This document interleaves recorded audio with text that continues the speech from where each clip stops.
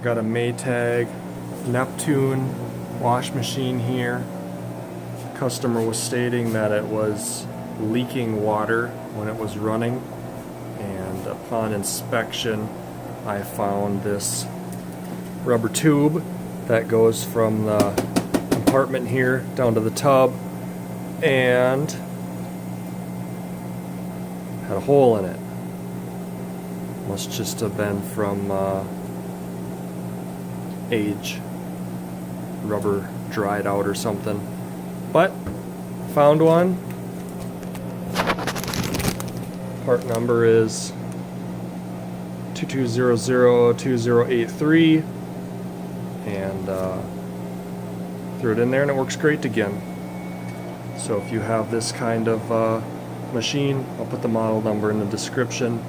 That is a possible cause for water leaking. And we got a nice and dry floor now.